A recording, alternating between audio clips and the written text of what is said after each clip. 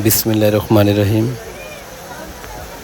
একঝাঁক ভ্রমণ পিপাসু তরুণদেরকে নিয়ে আমরা সীতাকুণ্ড চন্দ্রনাথ পাহাড়ের উদ্দেশ্যে বেরিয়ে পড়ি। রাত 12টার দিকে রওনা হই। সকাল 6টায় যে আমরা চন্দ্রনাথ পাহাড়ের কাছাকাছি পৌঁছে যাই। তো সকালে নাস্তা সেরে আমরা পাহাড়ের উদ্দেশ্যে ওঠা শুরু করলাম। তো আসলে এটা একটা অ্যাডভেঞ্চার জার্নি।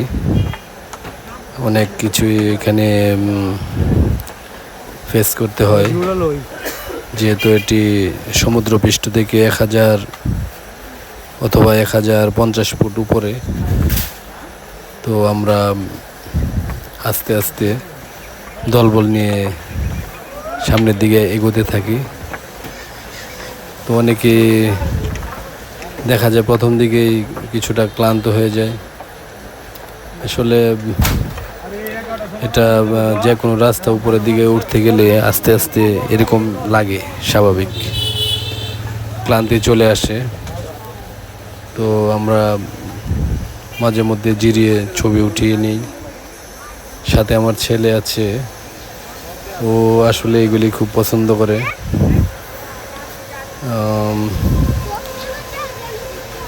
আস্তে আস্তে আমরা ছুটে চললাম পাহাড়ের দিকে। তো আসলে রাস্তা ফুরায় না, ওরকম একটি অবস্থা। তো অনেক পথিমধ্যে অনেক লোকজন পড়লো। শতবর্ষী একটি গাছ, অনেক পুরাতন একটি এরিয়া, যেহেতু এখানে অনেক কিছুই পড়ে। তো আস্তে আস্তে আমরা এগুলো থাকলাম। এরকম সিঁড়ি, কখনো ইট সিমেন্ট দিয়ে সিঁড়ি তৈরি, আবার কখনো মাটির সিঁড়ি। তো আস্তে আস্তে আমরা এগিয়ে চললাম। অনেকেই সাহসের সাথে এগিয়ে যাচ্ছিল, আবার ভয় ভয় লাগছিল, যেহেতু চূড়াটি অনেক উপরে, যে শেষ পর্যন্ত আমরা যেতে পারবো কিনা, পৌঁছাতে পারবো কিনা। তো আস্তে আস্তে এগিয়ে চললাম।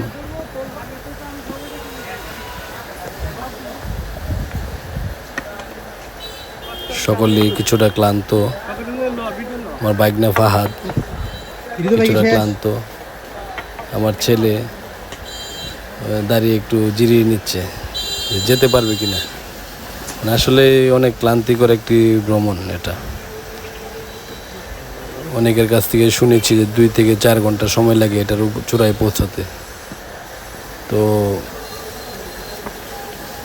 আমাদেরও এরকমই হয়তোবা লাগবে। দেখা যাক শেষ পর্যন্ত কতটুকু সময় নিয়ে আমরা এখানে উঠতে পারি। যদি বৃষ্টি বাদলের দিন হয়, হয়তোবা একটু জায়গাটা একটু রিস্ক হয়ে যাবে। তো আমরা উঠতে উঠতে প্রথম যে মন্দিরটা আছে এটার কাছাকাছি এসে পৌঁছালাম। এখান থেকে আরও ডাইন দিকে খাড়া উপরে সিঁড়ি, এদিকে আরেকটি আছে। তো তারপরে এই ভিডিওতে এটা পর্যন্তই থাকলো। পরবর্তী অন্য ভিডিওতে আবার আমরা ওই দ্বিতীয় মন্দিরটাও ঘুরে এখানে বটতলায় এসে একটু বসে রেস্ট নেওয়া শুরু করলাম। কিছুটা সময় আসলে অনেক ক্লান্ত, 2 ঘন্টা, প্রায় 2 ঘন্টা 20 মিনিট লেগেছিল। অনেক ক্লান্তি বোধ করলাম। তারপরে কিছু ছবি উঠিয়ে নিলাম। তো এখন এখান থেকে ফেরার পালা। আস্তে আস্তে আমরা নিচের দিকে নামার জন্য তৈরি হলাম। তারপর আস্তে আস্তে নিচের দিকে নামতে শুরু করলাম। নামার রাস্তাটিও আসলে ওঠার রাস্তার চেয়ে কিছুটা ভালো, সিঁড়ি আকারে অনেকটাই তৈরি করা হয়েছে। তবুও একেবারে রিস্ক মুক্ত বলা যাবে না। অনেকগুলি সিঁড়ি আস্তে আস্তে যে নামতে হয়। এদিকে আমার পিছনে আমার পাহারায় আছে আমার ছোট ভাই শফিকুল। ও সারা রাস্তায় আসলে আমার পাশে ছিল, অত্যন্ত যত্ন সহকারে খোঁজখবর নিয়েছে সবসময়। তো আস্তে আস্তে একবারে পাহাড় কেটে পাহাড়ের চিপা দিয়ে রাস্তাগুলি তৈরি করা হয়েছে।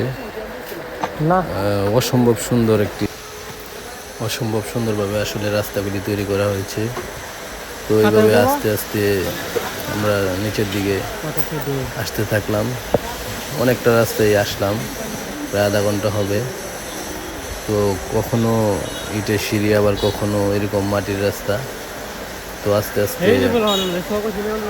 আমরা আমাদের যেখান থেকে রওনা দিয়েছিলাম এদিকে আস্তে আস্তে ফিরতে থাকলাম। তো ধন্যবাদ সবাইকে। ভিডিওটি যদি বিরক্ত লাগে কিছু মনে